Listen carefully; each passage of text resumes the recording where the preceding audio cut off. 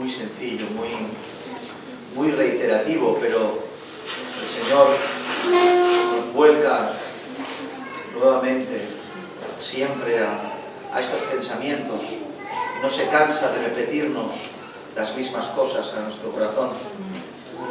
Así que por favor acompáñame al Evangelio de Mateo, capítulo 5.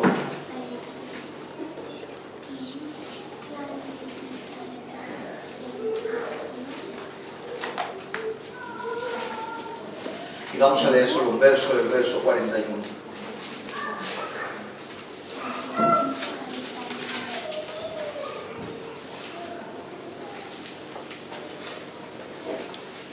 El Señor purifique nuestros labios para leer su bendita palabra. Amén. Mateo 5:41. Y dice así la palabra del Señor. Y a cualquiera que te obligue a llevar carga por una milla, ve con él 2. Amén. Amén a su palabra. Y a cualquiera que te obligue a llevar carga por una milla, ven con él 2. ¿Cuántos saben que un cristiano verdadero se debe en entrega total, obediencia total a Dios y por ende a la obediencia a Él, en las cuales está incluida su iglesia?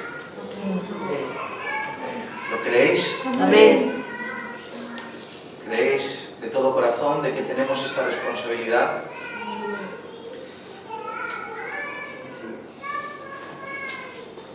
El mandato de Dios y la responsabilidad que Dios nos pone delante cara con nuestra congregación, las exigencias divinas que a cada uno de los miembros de una iglesia local Dios expone y exige, son tan grandes que requieren un compromiso sumamente grande y de esfuerzo y de sacrificio. Yo al día de hoy, así, ¿vale? Vamos a predicar así, de esta manera, ¿vale? Yo al día de hoy, sinceramente creo que la exigencia y el proyecto tan maravilloso, tan hermoso, tan bíblico, tan de Dios, para la construcción de una iglesia bíblica, es tan grande que mi entrega, mi sacrificio personal no se equipara a la necesidad que requiere la construcción de ese proyecto. Y yo les pregunto a ustedes, ¿y ustedes? ¿Ven en ustedes, nos vemos cada uno de nosotros dando el todo por el todo y nuestra entrega va acorde con la exigencia de Dios para con todas las áreas de nuestra vida, incluyendo, como no, el servicio y la construcción de este proyecto maravilloso en Casa de David, una iglesia local?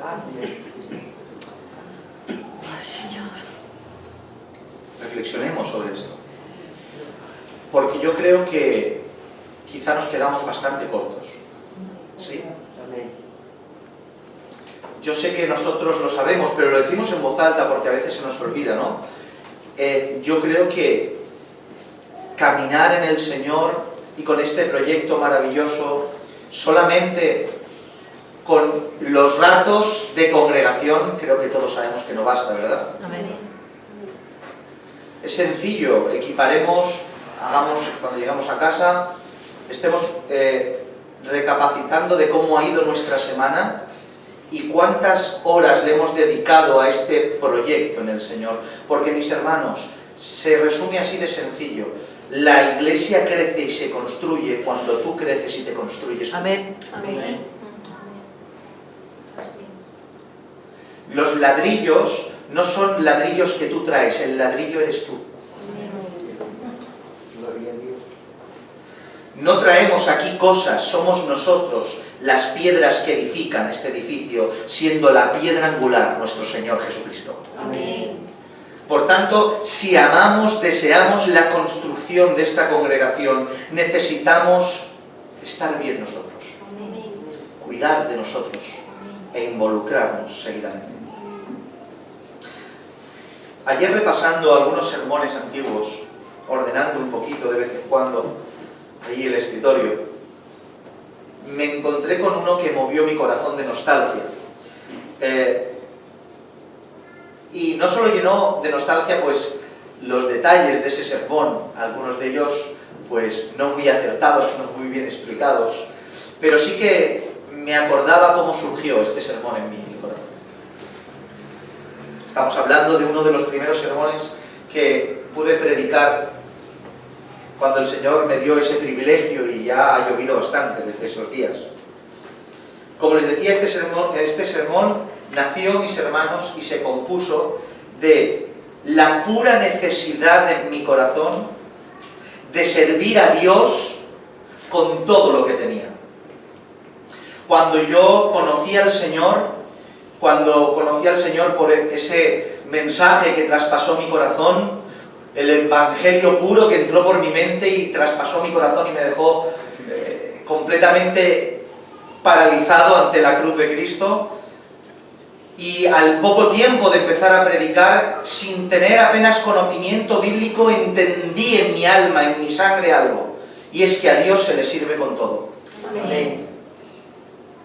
No es que yo ya lo había alcanzado, no, sino que entendí de que no puedo ser, esto que me han presentado se lo merece todo, no se le puede servir a medias. Amén. Se merece este Dios que me han presentado todo mi tiempo, toda mi economía, todo mi esfuerzo, toda mi vida. No concebía otra manera de servir al Señor. ¿Y saben lo que ha sucedido? Que después de tantos años, eso que sentí, eso que experimenté recién convertido, eso que aún quizá no podía explicarlo porque me faltaba el conocimiento, después de estudio de la Escritura continuado respecto a esto que estamos hablando, me he dado cuenta de que la idea no ha cambiado. Aquello que el Señor me hizo sentir por su Espíritu era doctrina sin letra en mi alma. Amén. Porque bíblicamente no hay otra posibilidad de vida. A Dios se le sirve con todo. Amén. Con todo. Y después de tantos años, no es que lo haya alcanzado ya, hay tantas y tantas cosas que tengo que dejar aún. Qué vergüenza, cara al Señor, con lo que ha hecho. Hay tantas cosas que no hago correctamente. Señor, perdóname. Pero ahí vamos. ¿Y saben por qué sé que cada día estaré mejor? Porque quiero estar mejor. Y confío en Él, sé que el Señor me ayudará de la misma manera que les va a ayudar a ustedes. Amén. Y es por eso mismo que me gustaría recordar algunas cosas de este viejo sermón, que ya hemos hablado también en esta congregación, algunas cosas por encima, pero me gustaría recordarlo. Si se acuerdan este sermón, quien me haya podido escuchar en aquellos tiempos, lo titulamos El grupo de la segunda milla. Amén, amén. El grupo de la segunda Amén. milla. Y cualquiera que te obligue a llevar carga por una milla, ve con el 2. Cuando me referí en su momento a este grupo de la segunda milla, lo enmarqué en el sermón como un grupo pequeño, exclusivo, especial y minoritario. Pero me equivocaba. Es verdad que a veces son pequeños estos grupos, no me refiero a la cantidad, pero no está enmarcado en exclusividad, lo enmarqué en exclusividad, y eso no es exclusividad. Este grupo de la segunda milla, este grupo especial y minoritario, es un grupo ofrecido, y para todos es un grupo que todo creyente tiene que estar y participar. Es un sentimiento, es este grupo en el cual uno está dispuesto a entregar todo lo que tiene que ver con su vida al servicio del Señor. Y esto no es algo que solo puede estar en algunos, es algo que tiene que estar en todos. Es cierto que dentro de las congregaciones, hablando en un contexto de cristianos comprometidos y fieles, verdaderamente regenerados, hay diferentes cualidades, diferentes dones, diferentes responsabilidades, pero aunque haya gente más implicada por las responsabilidades y cargos que ostenta, no implica que los que no tengan esas responsabilidades y cargos se queden al margen y no puedan pertenecer al grupo de la segunda milla. Amén. Porque todos debemos pertenecer a ese grupo. Amén. Todos tenemos que tener ese ADN que nos permita estar en ese grupo. ¿Entienden esta cosa? En primer lugar, decirles que en todas las congregaciones del mundo nos vamos a encontrar con grupos diferentes de personas en las congregaciones. Por un lado, pues nos podemos encontrar con aquellos que forman parte de la congregación, pero solo a nivel nominal, a nivel sobre el papel. Están inscritos en el grupo de membresía de la congregación, están inscritos en las ofrendas, están registrados, se cuenta con ellos porque en cierta medida están, pero no están. En cualquier iglesia del mundo donde vayas nos vamos a encontrar con gente dentro de la iglesia que aparenta ser, pero no es. Gente dentro de las congregaciones que están más perdidos que los que están fuera, simplemente acuden a la congregación. ¿Por qué? Por diversos motivos que no vienen al caso. Pero esto forma parte de la congregación. Gente que está y no está, gente que ni ayuda ni se deja ayudar, gente que en apariencia quiere estar, pero en una apariencia real y profunda ha desaparecido desde el primer día que entró. Por otro lado tenemos a aquellos que recién comienzan, que están llenos de celo, llenos de ilusión desmedida por la santidad, y que aunque tienen 1000 errores, rebosan y huelen a Cristo. Amén. Desde que nacieron formaban parte de este grupo de la segunda milla. Estos están a las puertas de ese servicio, a las puertas de ese deseo de pertenecer a ese grupo a nivel activo, porque tienen todos los requisitos para poder acceder a él. Lo único que les falta es madurez, conocimiento, estabilidad, orientación, tiempo. También nos encontramos con los cristianos que sí, que es verdad que se han encontrado con el Señor y en un momento estuvieron, pero tienen el síntoma de Peter Pan. ¿Lo han escuchado alguna vez? Es un problema que este nombre se lo dan pues los médicos o los psiquiatras, que la madurez nunca llega, son gente que nunca quiere crecer. Y también nos encontramos, daría para un sermón entero a hablar de estas personas. Personas que sí, que están, pero nunca crecen, siempre están en el mismo lugar, siempre tropiezan con la misma piedra, tienen las mismas dificultades, el mismo conocimiento, las mismas inquietudes, te hacen las mismas preguntas y nunca crecen, siempre están en el mismo lugar, dando vueltas al mismo círculo. Y por último resaltaremos a este grupo de personas que pertenecen a este puñado de hombres y mujeres con cualidades, con experiencia, con madurez, con estabilidad, con conocimiento, con el mismo gozo y deseo que tenían el primer día que se encontraron con el Señor, pero impulsado y capacitado y apuntalado con madurez, con conocimiento, con experiencia, que son tan útiles y tan necesarios y forman parte de este grupo de élite, de este grupo de la segunda milla. Llorando al Señor le preguntaba por qué tanta diversidad de grupos, y al día de hoy he entendido de que eso es una iglesia local. A donde vayas te vas a encontrar con estos y otros grupos que se podrían calificar en diferentes sectores, pero por nombrar algunos relevantes. Eso es una iglesia local. Un grupo de personas diversas, con diferentes cualidades y dificultades, entre ellas también inconversos disfrazados que el Señor los va descubriendo, o están ahí como el Señor quiera, pero eso es una iglesia local. Pero quiero decir esta tarde, aquí en casa de David, que necesitamos aumentar la membresía del grupo de la segunda milla. Amén. Tenemos que entender que ese llamado no solo es para algunos que tienen ciertas capacidades, sino para todos, si has dicho sí a construir esta congregación. Amén. Tenemos que entender y mirarnos hacia adentro y decir, Señor, yo necesito ser parte de este lugar. Amén. Quiero ser parte de este lugar. Este deseo que les hablaba en un principio, este celo por Dios y por su iglesia, lo quería resaltar, mis hermanos, porque si queremos construir una iglesia bíblica, necesitamos ese celo. Necesitamos gente así. Gente que se involucre, gente que lo dé todo, gente que pierda de lo suyo, que no le importe nada más, que solo piense en cómo mejorarse para aportar mejora a la congregación, Amén. necesitamos aumentar el grupo de la segunda niña. Cuando se construye una congregación, mis hermanos, una iglesia local, ¿es Dios quien lo hace? Sí. Amén. Pero Dios no lo hace por obra de magia. O sea, de un día para otro, no, venga, no hay nada, pum, una iglesia, con todo hecho, no. Ahí está su espíritu, está su palabra, está su soberanía y dirección, pero se construye poco a poco con hombres y mujeres de Dios comprometidos. Amén. Si no, es imposible. Si tenemos Biblia, si somos suyos, pero no hay compromiso, no hay dedicación, no hay entrega, no hay un conocimiento de compromiso respecto a lo que tenemos que hacer, jamás se puede construir una iglesia bíblica. Y uno de estos requisitos indispensables para poder hacerlo, y es el de resaltar, en esta tarde quizá que resaltaremos, y es por lo cual hemos leído este verso, es el perder. Otra vez. Un requisito fundamental para poder construir una iglesia en compromiso, para que Dios pueda usarnos como hombres y mujeres suyos, es entender que tenemos que perder. Amén. Y es algo que nos cuesta comprenderlo.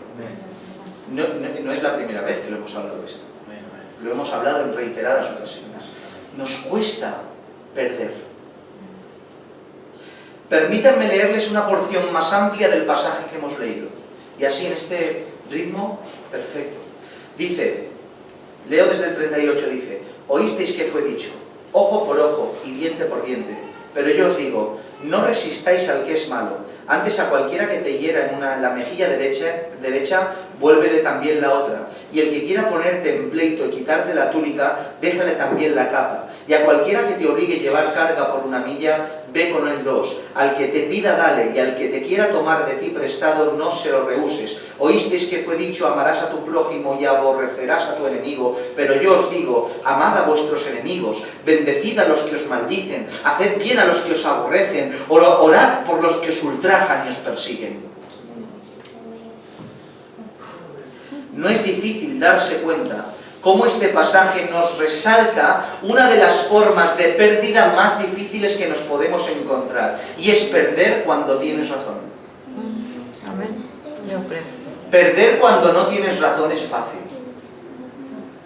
Porque no tienes razón.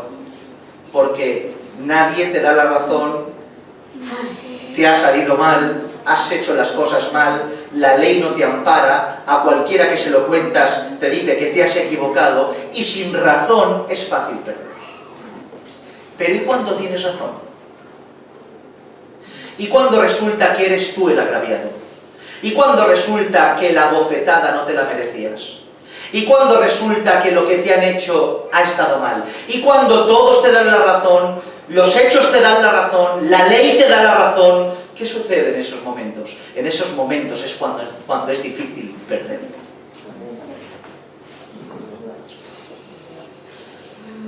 En el pueblo de Israel, los romanos en aquel tiempo, haciendo énfasis en el texto que hemos leído, tenían el derecho, como pueblo gobernante, de tomar a cualquier judío y hacerle llevar la carga por una milla. ¿Notan el texto? A cualquiera que te pida, a cualquiera que te obligue. Había una obligación por parte de los judíos de obedecer si un romano venía y le pedía que llevara carga por una milla, cerca, 1,5 kilómetros o algo así. Y tenía que dejar los quehaceres, a lo mejor estaba con su familia, o a lo mejor estaba trabajando, o a lo mejor estaba haciendo algo importante, pero había una ley que les obligaba a llevar carga por una milla. ¿Entienden el contexto? Porque a veces leemos la Biblia con un contexto equivocado y nos metemos en el siglo XXI y no entendemos lo que es un enemigo, o obligarte, etcétera, etcétera. Cuando hablamos de Roma en contra de los judíos, estamos hablando, qué sé yo, con Adolf Hitler y los judíos en aquel tiempo, ¿entienden? Estamos hablando no de un vecino que te incordia, o un compañero de trabajo que es muy pesado, o un familiar que es un poco insoportable. No estamos hablando de ese tipo de personas. Estamos hablando que en su contexto eran aquellos que les tenían oprimidos y libres dentro de un contexto, pues, de aquella manera, aquellos que te conquistaron y estabais subyugados a su voluntad, estos que te han quitado la tierra y el derecho, son los que te piden que lleves carga por una milla. Y en este contexto es donde el Señor les dice, si te pide que lleve carga por 1,5 kilómetros, llévalo tú 3. No una, sino 2. ¿Y cuál es el propósito? ¿El masoquismo? ¿El no reivindicar tus derechos? ¿Cuál es el propósito? ¿El quedarte callado? Dios no nos dice que ante la ley nos quedemos callados. Podemos ir a la ley, la justicia y atender lo que es correcto. No estoy hablando de esto. Pero ¿cuál era el propósito en sí de esta conducta? Traspasar el corazón del soldado que se le contestaba así. Cortocircuitar su cerebro a la hora de contestarle así. Porque lo normal es que, pues si pedían carga por una milla, pues lo hicieran, pero con la cara pues un poco de aquella manera. O como mínimo, pues no decir nada, pero que te digan, por una milla, claro que sí, dámelo, te la llevo 2. ¿Cómo se sentiría este soldado? Que seguro que le preguntarían, pero que no hace falta, y le dirían que me da igual, que te ayudo, no pasa nada. Demostrando el qué, el Evangelio sin palabras. Amén. Por medio de una conducta con aquel que te agravia. Amén.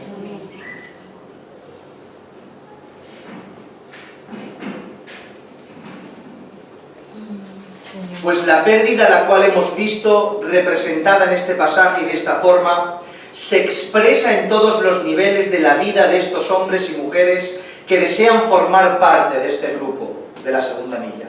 Esto es un ejemplo, mis hermanos, de pérdida, pero este ejemplo de pérdida se expresa en toda la vida del creyente. El Evangelio es pérdida. Amén. Pérdida en lo que no sirve, ganancia en lo que sirve. Amén. ¿Saben por qué hay tan pocas, iglesias bíblicas? Noten que no digo iglesias llenas. Iglesias llenas hay muchas.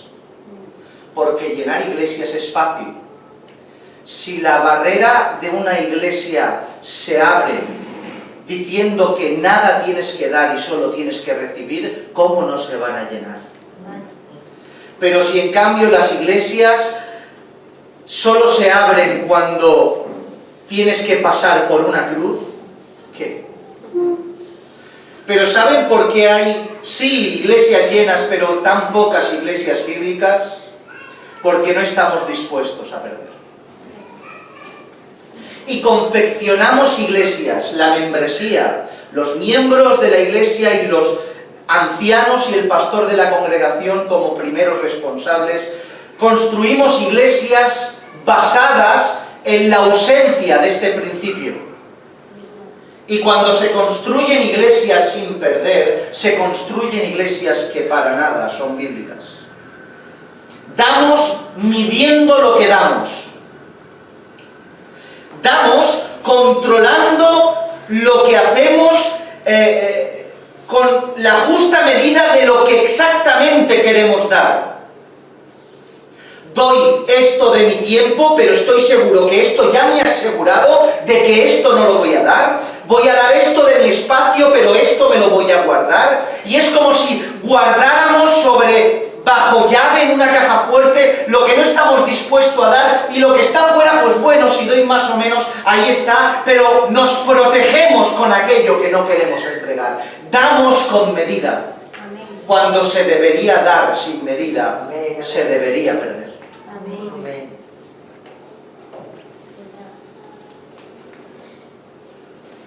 El Evangelio es pérdida, y si no, que se le pregunten, o que se lo preguntémosle o leamos a cualquiera que podemos encontrar en las Escrituras. ¿Ustedes ven ganancia en la carne en algún sitio a la hora de obediencia al Señor?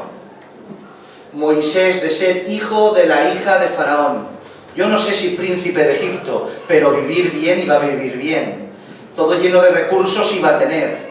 No se iba a ver con estos judíos que pisaban barro y paja para hacer ladrillos. Iba a estar instruido, se iba a casar con una egipcia, iba a tener lleno de privilegios, pero perdió por obedecer. Amén. De ser hijo de la hija de Faraón en Egipto, a estar en el desierto, pero siendo hijo de Dios. Amén.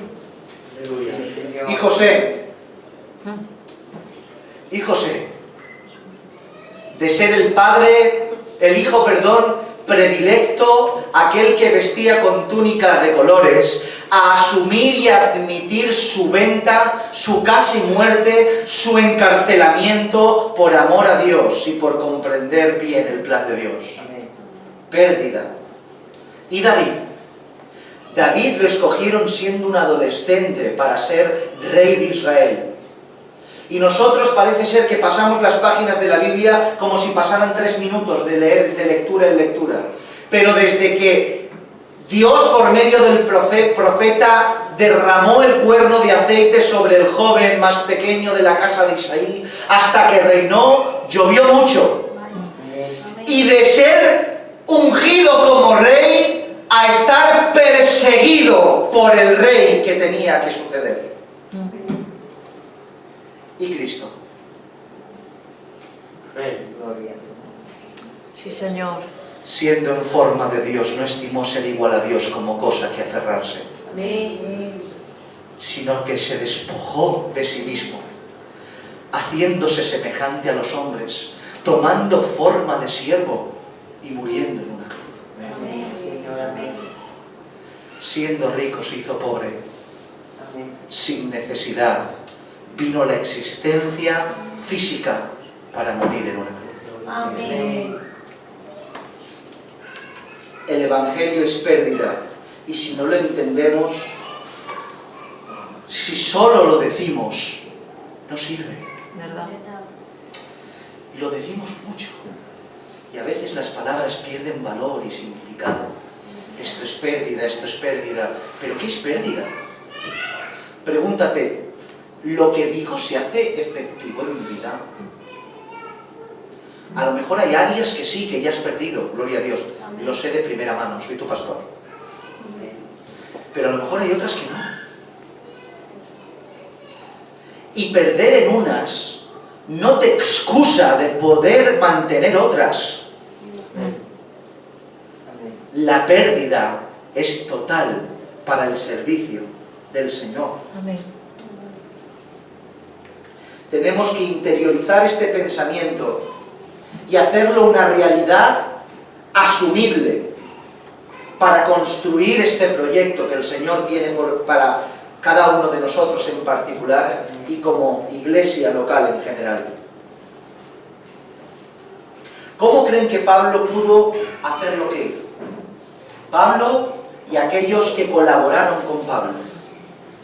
Tomo el ejemplo de Pablo porque el apóstol Pablo es el ejemplo por autonomasia, no porque es nuestro apóstol a nosotros, a los gentiles, y donde aprendemos la doctrina directa que nos aplica, sino porque es aquel hombre, aquel apóstol que fue construyendo, edificando, arreglando, modificando las iglesias locales, poniendo pastores, construyéndola y edificándola. ¿Ustedes creen que eso se podía hacer si su persona y los que lo rodeaban no estaban dispuestos a perderlo todo por obediencia a Dios? Amén, amén. Hubiera sido imposible. Si ellos no hubieran hecho lo correcto, nosotros no estaríamos aquí hoy. Amén.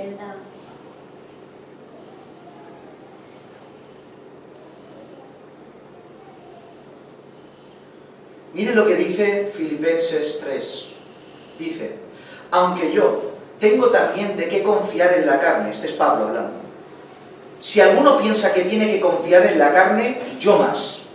Circuncidado al 8º día, del linaje de Israel, de la tribu de Benjamín, hebreo de hebreos en cuanto a la ley fariseo, en cuanto a celo, perseguidor de la iglesia, en cuanto a la justicia que es en la ley, irreprensible. Pero escucha, pero cuantas eran para mi ganancia, las he estimado como pérdida por amor de Cristo, y ciertamente aún estimo todas las cosas como pérdida por la excelencia del conocimiento de Cristo Jesús mi Señor, por amor del cual lo he perdido todo y lo tengo todo por basura, por ganar a Cristo. Amén. Sí, Señor. Pérdida. Lo he perdido todo. Pero fíjense lo que Pablo está hablando que ha perdido. Todo tiene que ver su pérdida con aspectos que antes de la venida de Cristo y en un contexto desenfocado de lo que es el Evangelio bíblico y profetizado en el Antiguo Testamento, en Pablo, desubicado en Pablo, todo le era lícito y todo le era por Dios. Pablo no habla de fútbol, ni de tele, ni de economía, ni de trabajo, ni de prestigio, ni de fiesta, ni de familia. Pablo habla de circuncisión, de linaje, de raza del pueblo de Israel, de ley, de ser profesor, de enseñar, de sinagogas, de estudio bíblico, de ser celoso por Dios. Pero todo, incluso eso, lo estimó por pérdida, por el conocimiento y excelencia del Señor Jesucristo. Amén, amén. Amén. Gloria a Dios. Amén. Fíjense el contexto de pérdida de Pablo.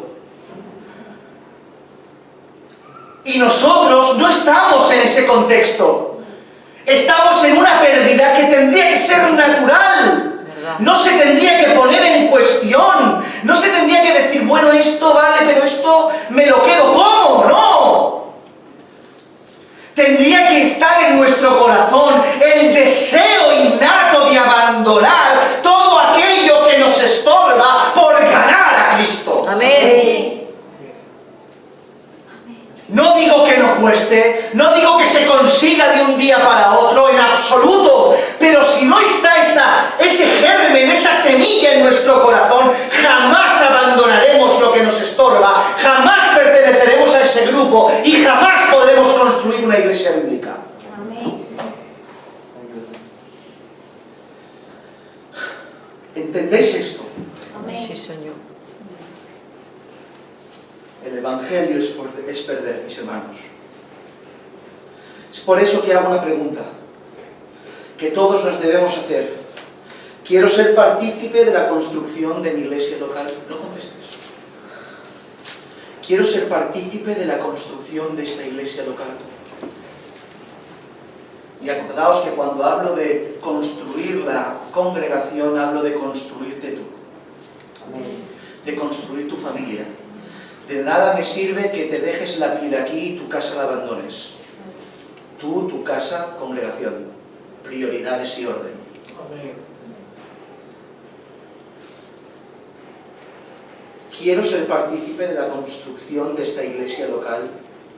Deseo ser parte de ese grupo minoritario en tantas ocasiones que está dispuesto a todo por la obediencia a su Señor, la cual implica este compromiso total. Son preguntas tan sencillas que solo con unos minutos de reflexión diario nos ayudarían a hacer introspección y a analizar cómo está nuestra vida diaria. Dependiendo de la respuesta, así debemos reaccionar. Por ejemplo, si usted no quiere implicarse, si usted no quiere mancharse las manos de barro ni de sangre, simplemente quiere ser espectador de la obra de Dios, espectador del esfuerzo del que tienes al lado, es sencillo. Lo único que usted tiene que hacer es no hacer nada. No hacer nada. Quedarse impasible. Quedarse sin hacer nada, sin involucrarse. Quedarse al margen de todos y de todo. No tomar partido en absolutamente nada. Y ya no hablo a nivel de congregación, sino a nivel de sus propias casas. Si ustedes no quieren formar parte, no hay ningún problema, no hagan absolutamente nada. Pero yo creo que no es el caso, ¿verdad? Amén. Gracias al Señor, y en el tiempo que estamos somos una congregación pequeña en la cual puedo tener un conocimiento bastante cercano de todos ustedes. Y sé que eso no está en el corazón. Gracias al Señor. O a lo mejor desde el día de su nacimiento, como cristiano tu deseo es pertenecer a este grupo. Si es así, me alegro de todo corazón, porque para construir esta congregación necesitamos hombres y mujeres que estén dispuestos a perder. Amén.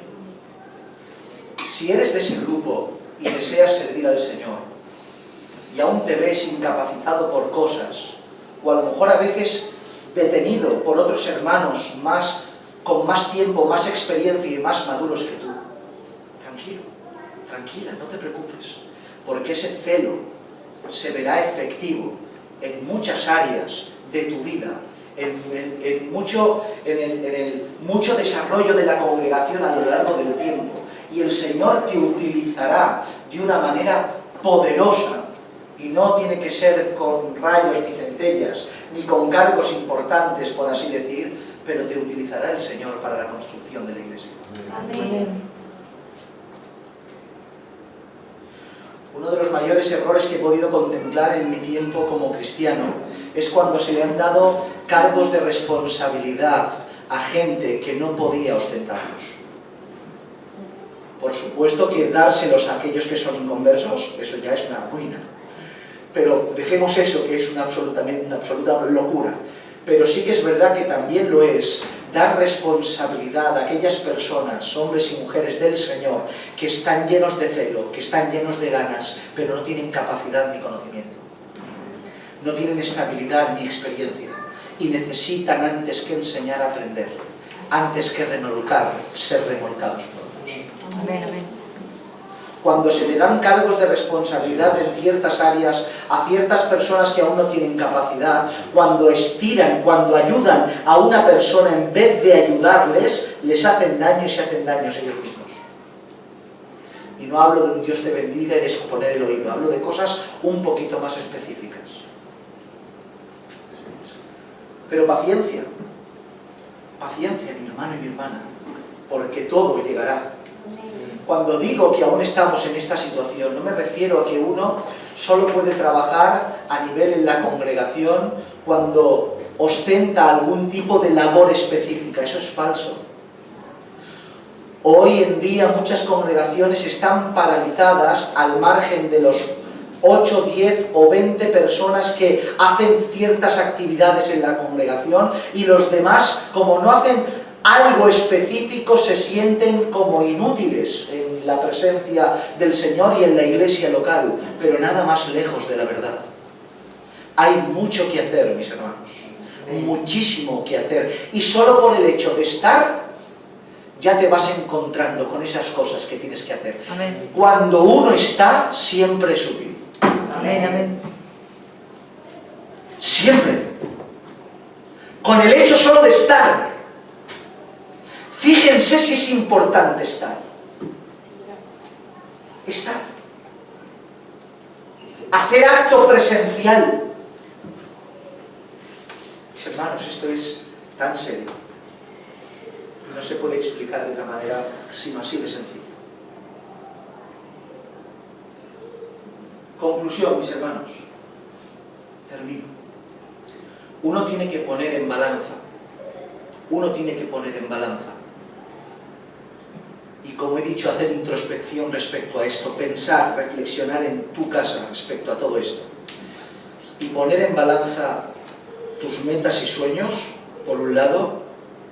O sea, poner en balanza, por un lado, lo que quieres y por otro lado, lo que debes. Lo que quieres y poner en otro lado lo que debes. Y pensar a ver qué pesa más. Había una historia, un hecho verídico que conté en aquel tiempo cuando prediqué este sermón. Y trataba de la historia de un niño joven que desde que era pequeño soñaba con alcanzar un pico de una montaña. Quería ser alpinista, no me acuerdo qué montaña era. Y desde pequeño, pues nada, compraba las revistas, veía los documentales, practicaba. Su sueño era ser alpinista. Y conforme iba pasando el tiempo, iba practicando hasta que llegó el gran momento, el gran día, después de hacerse profesional, después de escalar otras montañas, se enfrentaba a esa montaña, a ese pico que soñaba desde que era pequeño. Este hombre, cuando empezó esa subida, esa ascensión a su pico anhelado, no me acuerdo, creo que eran a los 1000 metros o 700 metros antes de llegar a la cumbre, ilusionado, contento, antes de llegar a la cima, se encontró con un destello en la nieve, al lado de una roca. Cuando se acercó, al lado de esa roca, ese destello, era un hombre que estaba a punto de morir. Cuando vio, este hombre explica que cuando vio a ese hombre, no pudo evitar pensar que su sueño se había terminado, porque tuvo que poner en balanza lo que quería y en otro lado lo que debía. Pero ¿qué sucedió? Que este hombre, aun en un contexto sin Dios, era perteneciente al grupo de la segunda milla. ¿Qué se creen que hizo? Anular su sueño y salvarle la vida a ese hombre. Terminaron el ascenso, tomaron a ese hombre y lo bajaron y le salvaron la vida. Lo que quiero y lo que debo. No se sorprendan si a veces la balanza se inclina a lo que queremos. No se sorprendan. No se asusten. Solo hace falta poner una pesa más para que se rompa la balanza. Y esa pesa se llama Cristo. Amén.